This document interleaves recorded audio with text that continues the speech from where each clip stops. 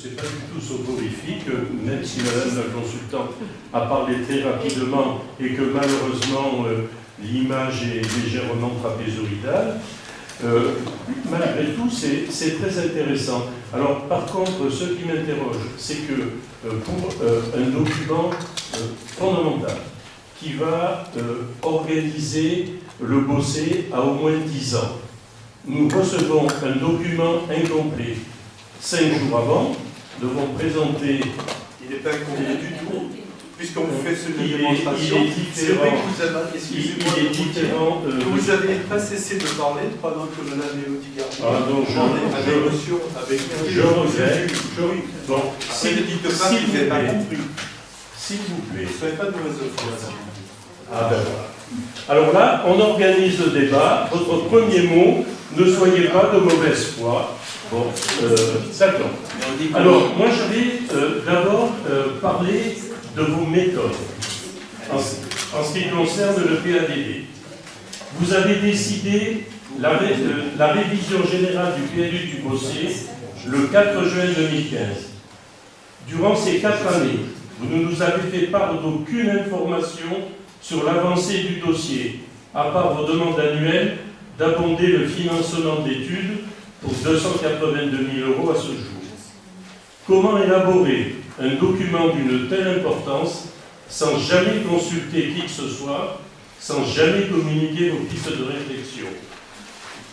Qu'en est-il de la concertation préalable décidée le 4 juin 2015? Les éléments de présentation et d'information mis à disposition en mairie devaient être enrichis au fur et à mesure de l'avancement des études. Ça n'a pas été fait. La consultation de ces éléments via le site internet de la ville était annoncée. Le site n'en a présenté aucun, même si vous venez de mettre dans l'urgence, il y a quelques heures, le PADD sur votre site. Certes, un cahier de remarques a été mis à disposition du public, mais sans aucun élément d'information. Les remarques, comme c'était prévisible, se sont réduites à des demandes de rendre constructible telle ou telle parcelle. Il y a bien eu une réunion publique assez confidentielle, vu la date que vous avez choisie, le 5 juillet 2017. Aucun document n'a été remis aux rares présents pour alimenter la réflexion. Alors, votre pratique est opaque, comme l'a d'ailleurs relevé le commissaire enquêteur de la modification 2, la modification du PLU pour la gendarmerie. Commissaire enquêteur, c'est en général une personne qui s'exprime avec beaucoup de réserve. Et voilà ce qu'elle écrit. La transparence due au public pourrait être améliorée. C'est vraiment une méthode. Et il espérait que ces observations pourraient sans doute faire l'objet de réflexion de la part de la commune du Bossé. On attend toujours.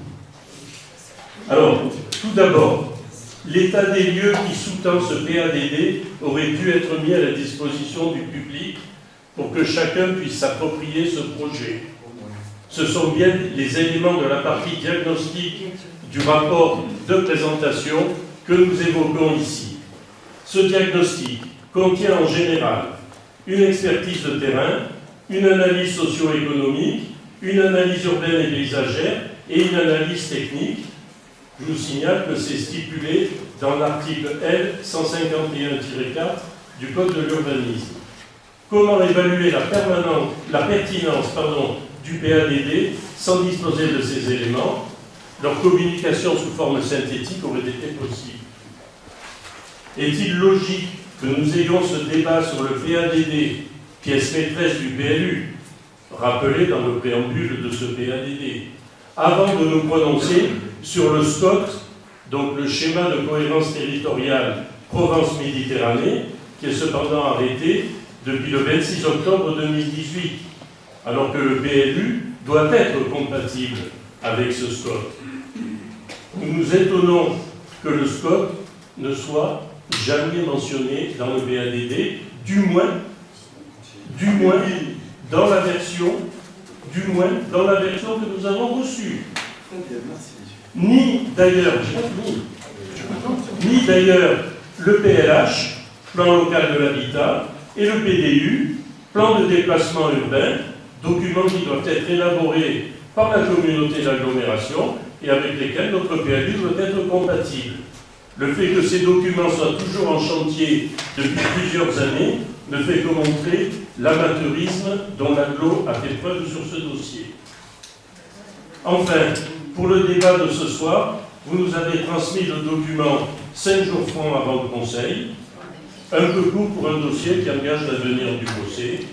Cette pratique à l'ancienne en dit long sur votre conception du respect des élus minoritaires et des citoyens. Alors maintenant, ça c'était sur les méthodes. Sur le PADD lui-même. Alors ce PADD très synthétique, du moins celui que nous avons reçu, vous me pardonnerez de parler de celui que nous avons reçu. Très synthétique, 14 pages effectives, contient beaucoup d'orientations très générales que nous ne pouvons que partager et qui ne disent en rien comment elles seront déclinées localement. Elles sont pertinentes au Bossé comme dans tout autre territoire. Sur l'orientation, protéger et inscrire le cadre naturel et agricole au cœur du projet du territoire, ces objectifs maintenant classiques que tout un chacun partage sont à peine déclinés localement par la mention de lieux et d'espace. Nous verrons comment ils se traduisent dans le PLU. Deuxième orientation, conforter le Bossé autour de son centre, village provençal. Vous évoquez en préambule la proximité du bassin de vie et d'emploi toulonnais. Pourquoi ignorer le bassin marseillais qui concerne de nombreux Bossétans qui y travaillent? La Ciotat, Aubagne, Marseille, et s'y déplacent pour leurs loisirs et leurs achats. Ici également, nous partageons les 3 objectifs et leurs sous-objectifs. Mentionner un besoin de lisibilité des transports en commun est une bonne chose, mais ne faudrait-il pas les développer? L'objectif de maîtrise de la croissance démographique évoqué nous semble peu réaliste. J'y reviendrai un petit peu plus loin. Le développement équilibré et soutenable, les mobilités douces, les loisirs, les équipements, etc., sont des orientations généreuses que nous espérons voir traduites dans le PLU sous forme d'OAP et d'emplacements réservés, en particulier pour les aires de covoiturage, pour les cheminements doux et pour les équipements adaptés aux besoins. Au-delà des mots, il serait bienvenu de préciser davantage quels sont les équipements dont une commune d'au moins 12 000 habitants,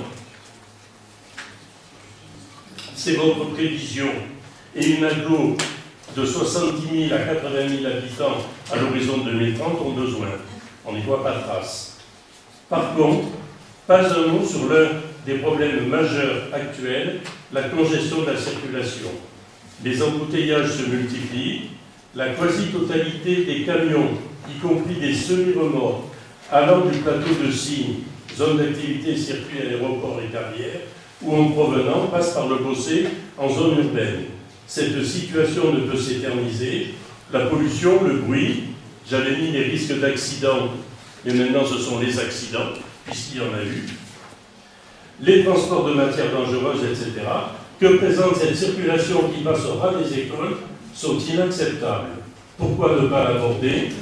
Nier ce problème, comme toutes les municipalités l'ont nié depuis plus de 20 ans, n'est pas la solution. C'est une question complexe, certes, il faut l'aborder et essayer de la résoudre. L'objectif, conforter l'économie et les emplois locaux. Là encore, nous partageons les objectifs énoncés.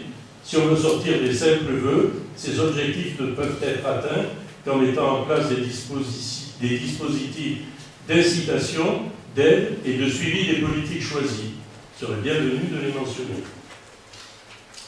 L'objectif de modération de la consommation de l'espace et de lutte contre l'étalement urbain. Là, on verra, en gros, c'est ne faites pas ce que je fais. La démographie et les logements. Là, j'y viens. La commune souhaite poursuivre une croissance démocratique maîtrisée, mais néanmoins soutenue au regard des objectifs de rattrapage en matière de parc locatif social de l'ordre de 1,8% par an, afin de maintenir et renforcer les équilibres humains et urbains. La production totale de logements nécessaire pour accompagner cette évolution serait, d'après le document qu'on nous a remis, de 1200 à 1300 logements. Il y a aujourd'hui environ 4200 résidences principales au Beaussais, donc une centaine de logements sociaux avant la livraison des vendanges. Pour parvenir à 25% de logements sociaux, il en manque donc environ 1300. Vous proposez, sur la prochaine décennie, de combler partiellement ce déficit, et vous avez raison, en logements sociaux, en en construisant environ 100 par an.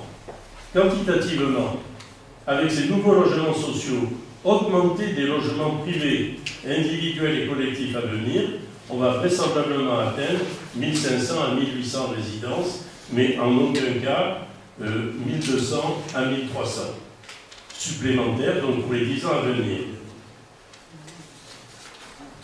Ces logements vont permettre de mieux loger les possédants les plus défavorisés et vont attirer les jeunes ménages nécessaires à la vitalité du village, comme vous l'écrivez, page 14. Au final, l'accroissement démographique sera de l'ordre vraisemblablement de 3500 à 4200 personnes, ce qui nous conduit à une population située entre 13 et 14 000 habitants en 2030, loin des 12 000 annoncés. Alors la densification, poursuivre la densification des espaces urbanisés confortant la centralité villageoise, avec pour objectif de favoriser la densité de l'ordre de 50 à plus de 100 logements à l'hectare en cœur de village. Eh bien, monsieur le maire, vous n'hésitez pas à faire le contraire de ce que vous préconisez. Vous avez accordé un permis d'aménager 4 maisons sur plus de 2000 m² de terrain traverse des Demoiselles, 4 maisons sur 2000 m². Je vous signale que c'est 20 logements à l'hectare et qu'on est loin des 50 ou 100. Nous pensions possible de faire de ce terrain un parc public, mais quitte à le construire, puisque c'est ce que vous avez décidé, il fallait le préempter pour du collectif. Et nous venons juste de recevoir la réponse de l'EPF PACA à notre étonnement, et la réponse est stupéfiante. Pas de préemption, parce que vous n'aviez pas idée de ce que l'on pouvait faire à cet endroit. Là, on touche le fond. Sur les objectifs quantitatifs de consommation d'espace, vous en dites trop et pas assez. Vous annoncez 3,5 hectares sont identifiés pour favoriser le renouvellement urbain et environ 15 hectares de sites stratégiques de développement urbain envisagés. Le PADD n'est pas le lieu pour quantifier avec une telle précision, et si cette quantification est aussi précise, c'est que les espaces concernés sont précisément identifiés. Alors je vous prie de nous en donner la liste. De plus, 1500 logements, hypothèse basse, avec 50 logements hectares, c'est la densité des vendanges. Il faut 30 hectares, auxquels il faut ajouter les terrains nécessaires aux équipements. Donc on est loin du compte. En conclusion, la méthode que vous avez employée, opaque, antidémocratique, laissant de côté les élus minoritaires et les citoyens, nous vous proposons d'organiser une réunion publique sur ce projet de PADD avec un résumé des études qui lui ont servi de support, suivi d'une série de questions-réponses. Ensuite, les grandes lignes de ce document étant mises en ligne, laisser quelques semaines aux possédants pour s'approprier le débat et formuler des propositions complémentaires. Ce ne peut être que constructif et fédérateur.